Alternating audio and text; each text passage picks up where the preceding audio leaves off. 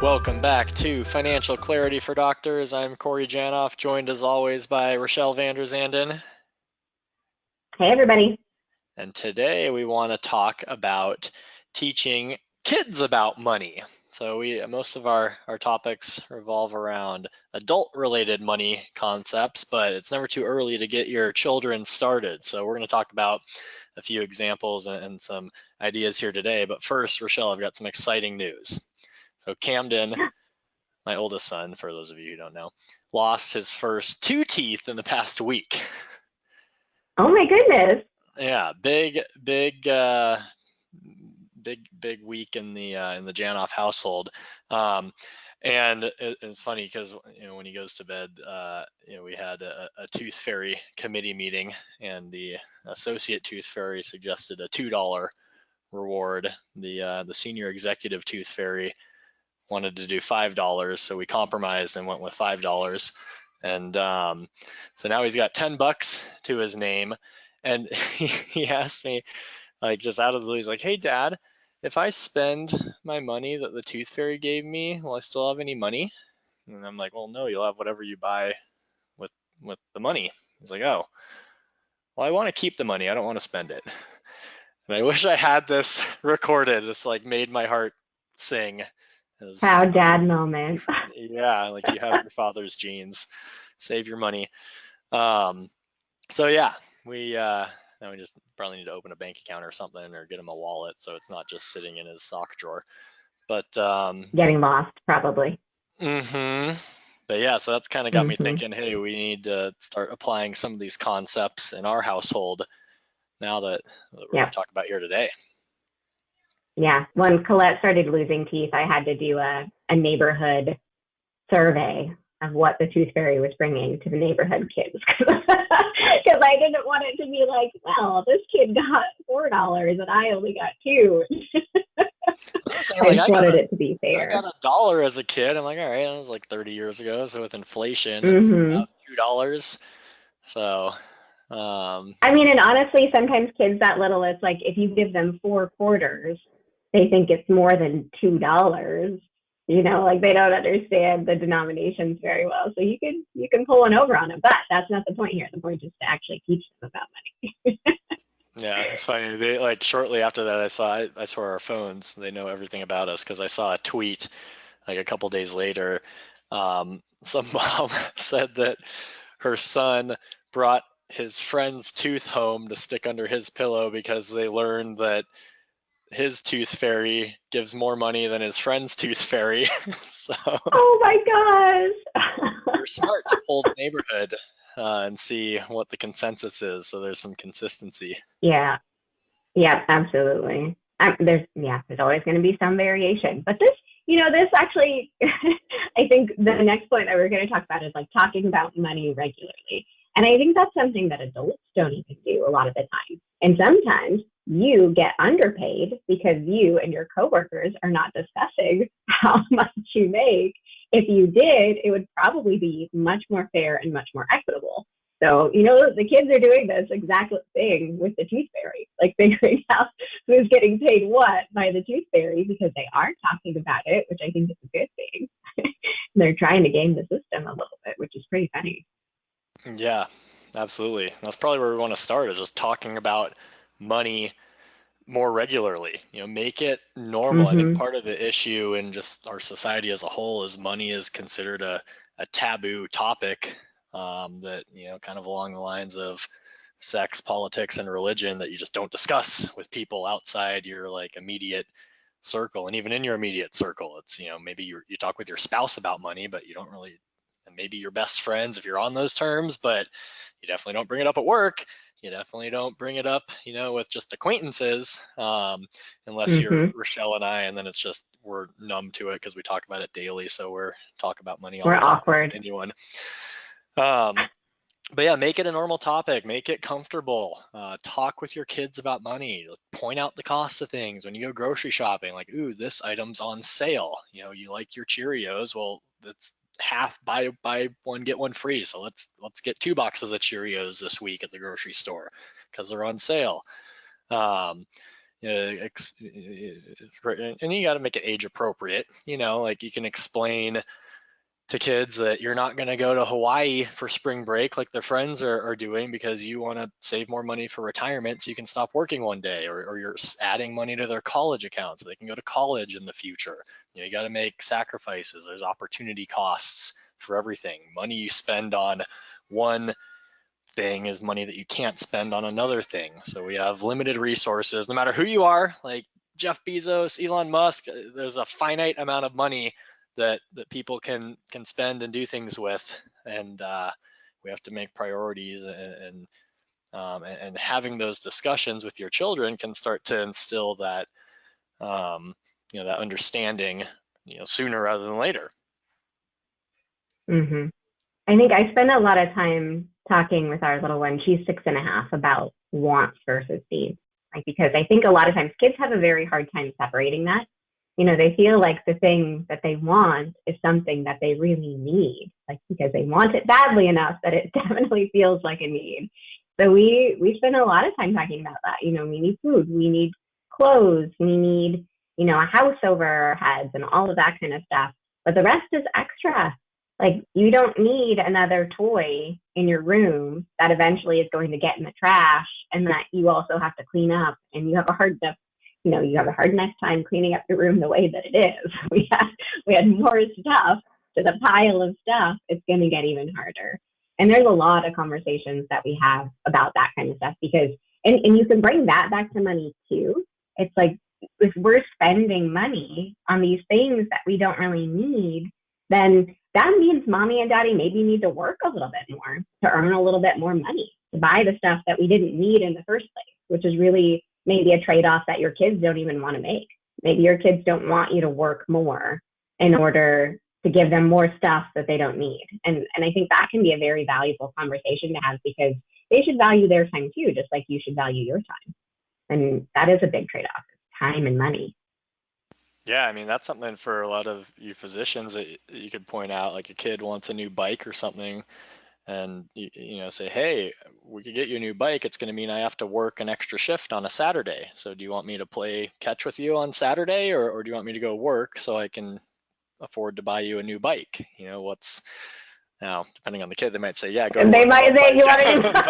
bike. But you can kind of, explain that you can't just pull money out of thin air. Like you gotta earn it, or you can get them to earn it. And this, and again, age appropriate. I think for younger kids, an allowance probably doesn't make sense. They're just gonna tear up their paper bills or lose their coins or whatever. So I've found that a token system or a sticker chart can work well.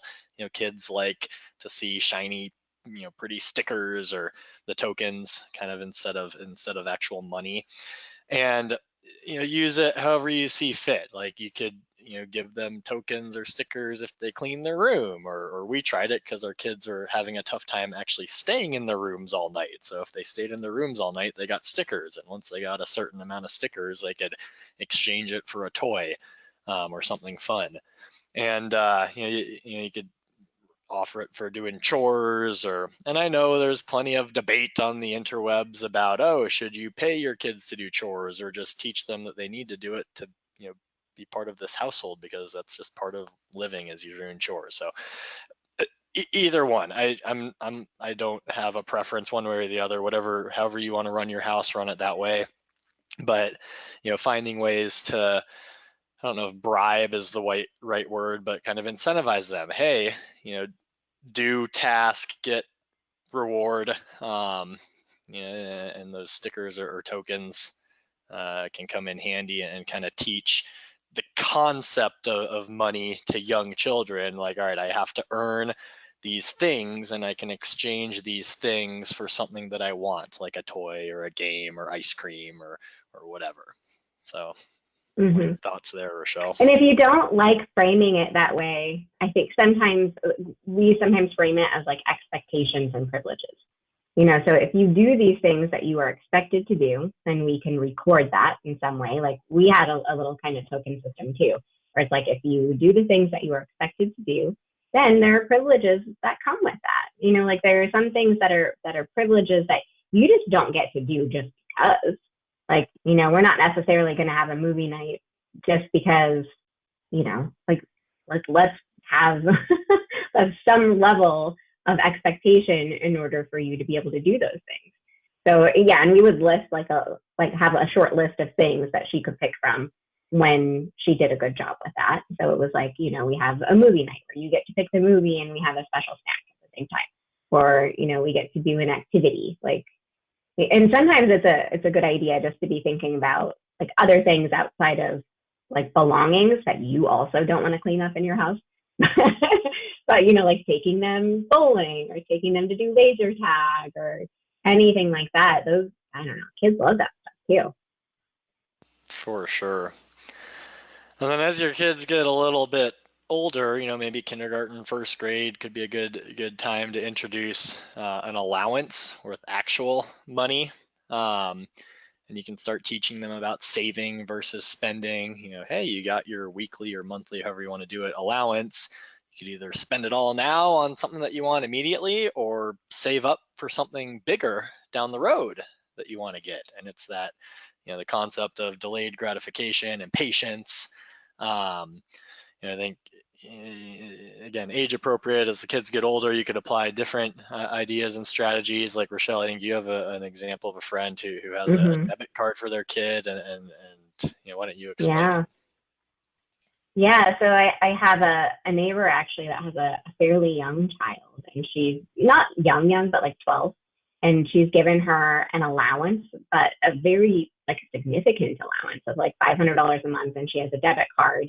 But she is responsible for everything. Like, so this mother will provide like vegetarian, organic meals. They're vegetarian, so that's what she's doing. And so anything like clothing, activity fees, like if she needs a new bike, any other food that she might want, any other activities that she might want to do, all of that comes out of her monthly spending allowance. And, $500 is a pretty significant amount of money, but it's not unlimited. If she wants to do something big, she's going to have to save up for it. And it's not like, mom and dad aren't just going to do that for you. This is what it is. And she also has expectations, in order to be able to have that allowance. But she is going to know so much about money, like so much, because especially when you start layering in like buying your own clothing and things like that, like she will know very much about how things cost and how expensive just living can be potentially.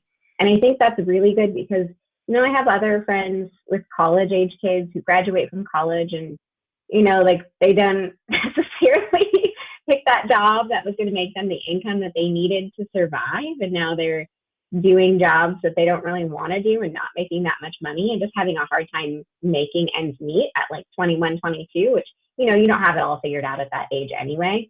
But that's not good, when you're at that point and you're hoping to be more independent, but you're still kind of relying on mom and dad because you don't have a good sense of what money looks like. No, I think that's brilliant. Like, hey, here's $500, which sounds like a lot for a 12-year-old, but if they have to buy all their clothes, like, hey, you got to pay for your soccer registration and then go, Mm-hmm. whatever, like the couple $100 for whatever the sign up fee is to play for that season. Then you got to go buy your cleats and your shin guards and your socks Mm-hmm. and then a water bottle Yep. and the bag that you want to take and you want to go to the movies with your friends and go get cheeseburgers afterwards because we don't eat cheeseburgers in our vegan household. Um, Mm-hmm. like 500 goes pretty quickly when you're adding all that stuff up. Um, Absolutely. and then it teaches her to prioritize. All right, do I want to get the nicer soccer cleats or the more basic one? Do I want to save up, not go to the movies, and save up for something else? Kind of the prioritization that we've talked about. Um, we got limited resources. How do we want to allocate it? Mm-hmm. Yeah. There are lots of other ways that you can teach kids about money, just activities and things like that. Like if you do set up a bank account for them, you can teach them about savings and compound interest just by giving them like a little interest credit or even just, setting up a savings account for them that actually earns interest. Like there's lots of savings accounts out there that do that and just showing them every month when you log in, Like, hey, look, you got this little bit of interest because you were saving. So your money actually grew a tiny bit while it was sitting there. Like, isn't that cool? Like, there are other ways that you can do this too.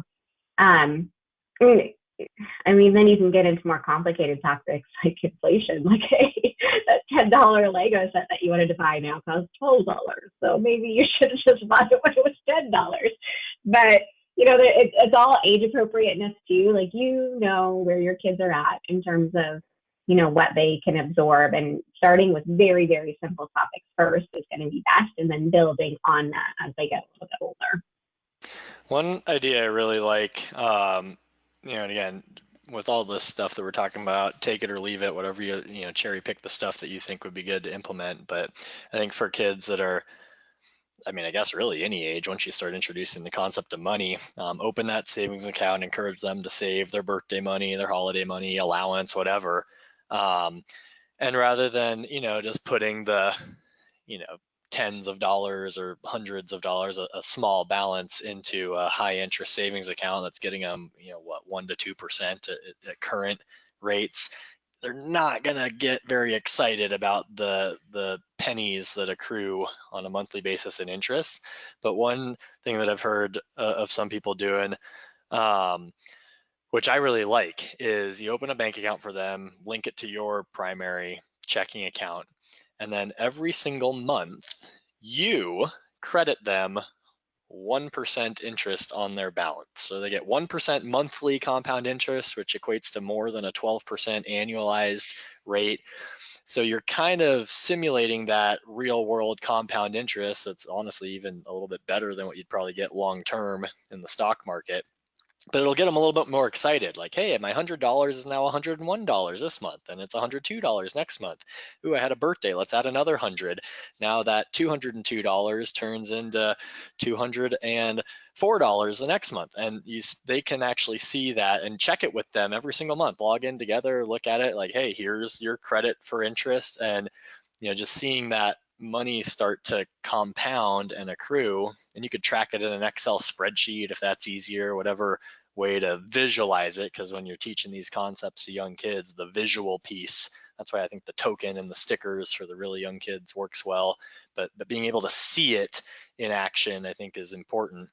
And I think that'll really show them, like, hey, the more you save, the more compounding your money can do for you, and ultimately the more it can grow to. And if you're tracking it in a spreadsheet, you can kind of see the growth over time, looking back historically. And then you kind of, it's the save versus spend ideology there. Now, obviously, you don't want them to just spend or save every single penny and never spend anything on themselves. So, have a little fun every once in a while. Mm-hmm.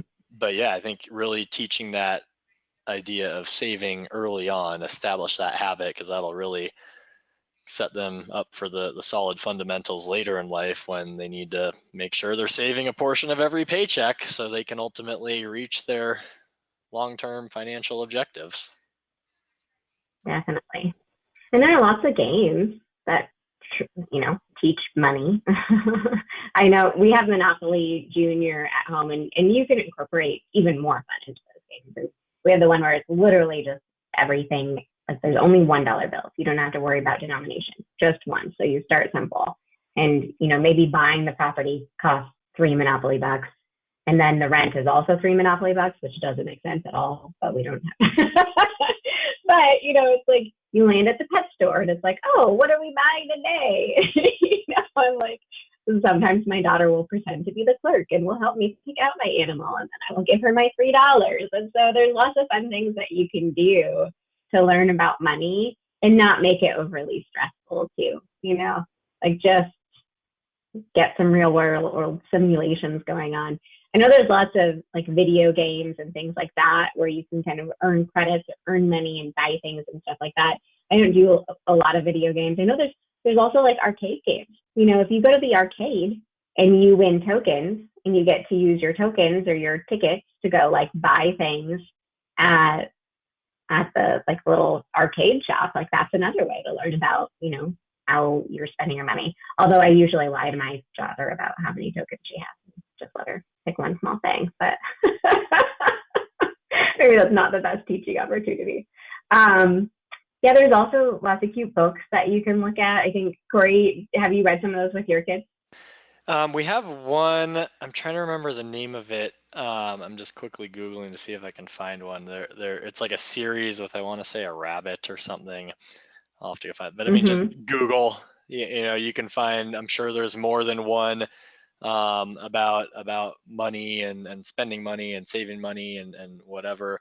There's actually a really good one my brother got me. He's in the sales industry on the tech side. That it's called "I Want to Be in Sales When I Grow Up," and it's a story about this little girl who has to do a career project for school, and the one that she drew out of a hat was sales, and like they bake cookies and go sell them to neighbors, and she learns all about like selling something and what that's like. And um, yeah, there's plenty of stuff out there to make it fun for kids, enjoyable, whatever your kid's into. If you like books, find books. If they like playing games, obviously Monopoly is a classic, one of my favorites. There's plenty of others, like the Game of Life is one, but I'm sure there's Mm-hmm. more out there that I haven't thought of, since it's been a while since I've played board games, but I'm sure it'll become more of a regular thing now that my kids are getting to that age. We have Monopoly Junior as well. That's a good one because it's a smaller board.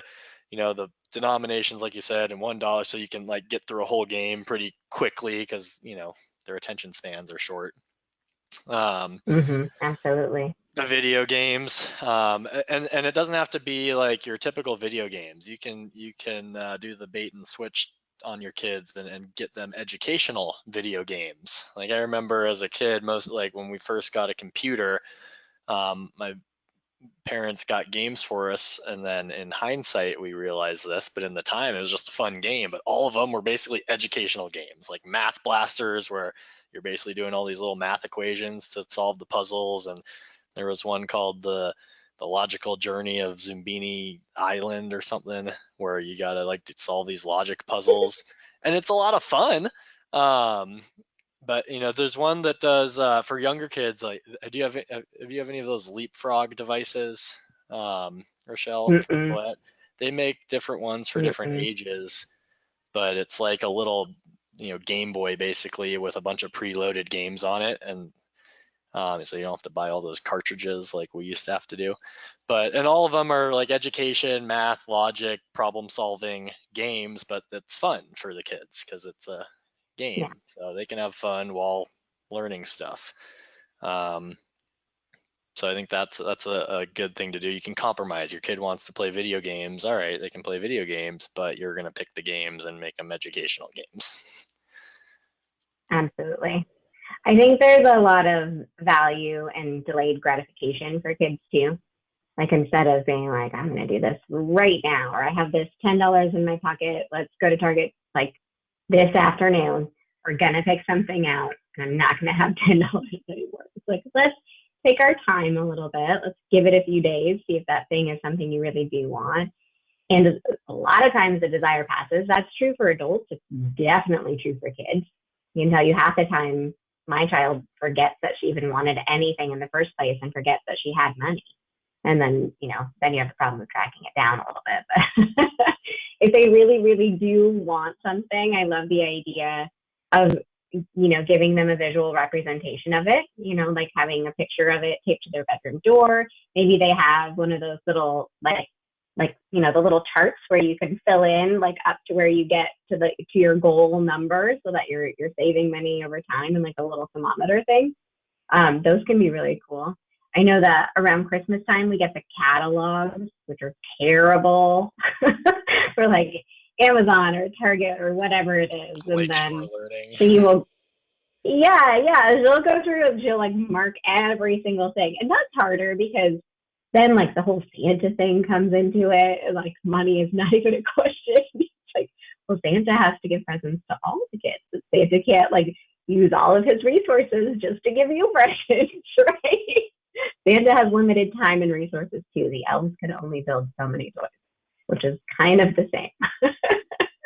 There you go. But yeah, there's lots of different things. There's so many examples of times when you can tell them that, like, things are not unlimited. And that is especially true with money. For sure. Yeah, I think delaying purchases, just like you said, for all of us is smart, with the kids. Don't Mm-hmm. Amazon Prime Now stuff. Like, oh, you got a birthday coming up. Let's put it on the birthday list, or Mm-hmm.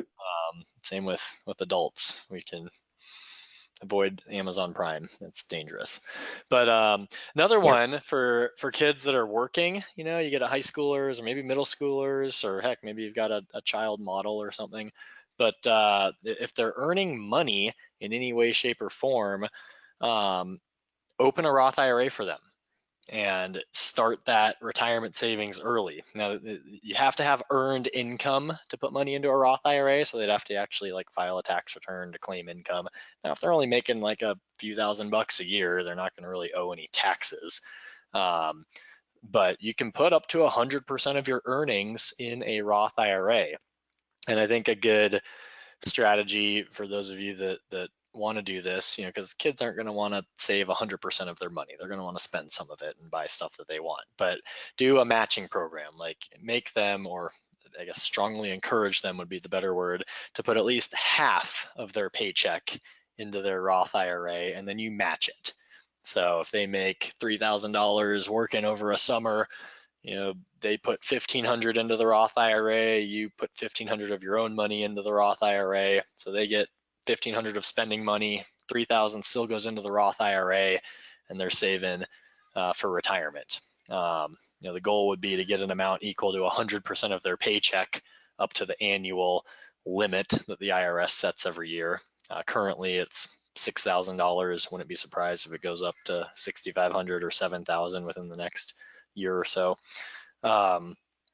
And just get that retirement savings started early. The sooner the better. More time for it to grow and compound. Like, can you imagine if your 15-year-old throws money into a Roth IRA by the time they're in their 60s? Like, that could be huge. Just Mm-hmm. $1,000 going in there could turn into like $4, 5, 6, $7,000 by the time they're in their 60s. So, or even more than that. So, like, if you're 15 Yeah. years, say it doubles like every decade, 25, 35, 45, 55, so 5 doublings. So $1,000, 2,000, 4,000, 8,000, 16,000, 32,000. So literally the $1,000 they put in as a 15-year-old could grow to over $30,000 potentially by the time they're in their 60s. And Or more. Yeah. yeah, do that over 4 years Yeah. working in high school. Like, you could have a healthy 6-figure retirement balance, maybe even 7 figures by the time they're in their 60s, just from putting some high school money working part-time into a Roth IRA. Yeah. Saving a little bit of money, even very early on, can be incredibly helpful long term. So, if there's any way that you can encourage and or help your kids do that, I think that's a great idea. Yeah. And you can also, when they open that Roth IRA, you can teach them a little bit about investing too. Help them look at their portfolio, help them see what's in there, talk about like long-term time horizons. And sure, like sometimes the money, like the value of that money is probably going to go down if it's invested aggressively, but that's okay. Like over a long period of time, we're hoping to see growth. And I think that is a very powerful teaching tool. When they're a little bit younger, if they don't have earned income or something like that, you can also enter stock market simulations, and you can do contests with kids, and you can teach them a little bit about investing. You can teach them about stocks and mutual funds and ETFs, like all of that kind of stuff. And that can help them develop an interest in investing. I think this can be especially powerful for women and girls too, because, there's a lot of research out there that says that women are just less comfortable investing and are more likely to save money, like in a savings account or something like that, but are less comfortable with investing with the stock market. So any exposure that you can give your kids to that kind of thing is going to be very helpful, just helping them develop a comfort level, and also probably helping increase their risk tolerance a little bit. Like if they understand the variation in the stock market at a very early age, it's going to help them a lot when they get older, and they're probably putting a lot more money into the stock market. Yeah, and they could learn the pros and cons of investing in individual stocks versus a broader diversified index fund or something. I remember, I think that was one of my first exposures. Like when I was 12, I entered into a stock market simulation contest that, I don't know, it lasted a few months or something, and I ended up winning, and I got like a plaque, or it was like a paper certificate and a T-shirt, and so that was pretty cool as a 12-year-old. Um, and the one downside with like the contest is it's see how much you can grow your money in like a 1 to 3 to 6 month span, which is can teach bad habits when it comes to investing for, say, retirement, because you're basically, day trading and trying to, pick risky winners that could potentially backfire and blow up in your face. Um, but at least it'll teach you about, the stock market, you can reviewing different investments, pros and cons, ups and downs, etc. So, like you said, any exposure, you get more comfortable with it, understand it to some degree, and then you could either understand this is something I don't want to do for myself. I'm going to hire a professional when I'm an adult, or I'm really into it. I'm going to manage my own money, and I've learned some of the basics. So, Mm-hmm. it can serve people well long run. But Yeah.